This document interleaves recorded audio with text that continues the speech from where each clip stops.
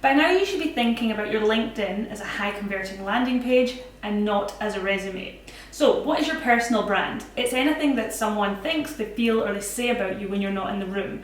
And they take these cues from the interactions that they've had with you, perhaps in person, or if they're seeing you digitally, what you're putting out in the world for them to see.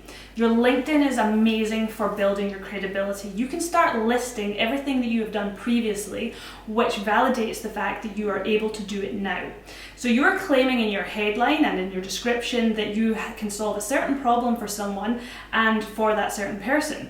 So now you want to be able to add to that credibility by listing your previous accomplishments. Now, if you go to the top of your profile, just under your header, there's a section that says Add Profile Section.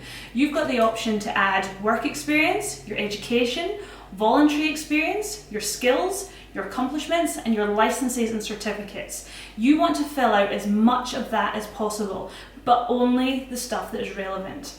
You don't want to add anything there that is no longer relevant to the brand you are trying to build right now.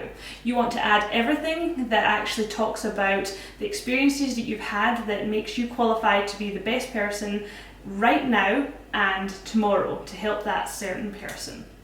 So let's talk about your work experience. Do not fall in the trap of using it like your resume. Do not put bullet points of the tasks that you perform, because that is no use for anyone. What you need to be putting on there is the problems you solve and any big wins you've had. Let the person who's reading it see that you've had some wins in the area that you're talking about.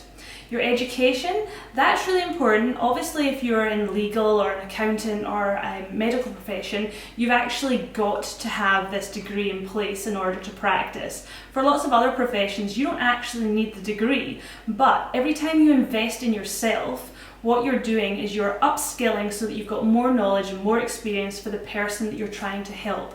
The person who's looking at your profile right now, they might not care if you've got a degree, but they are going to care that you've invested in yourself, because if they're going to invest in you, that's really important. Now, your voluntary experience, that makes you a rounded person. That's talking about the stuff you do when you're not working.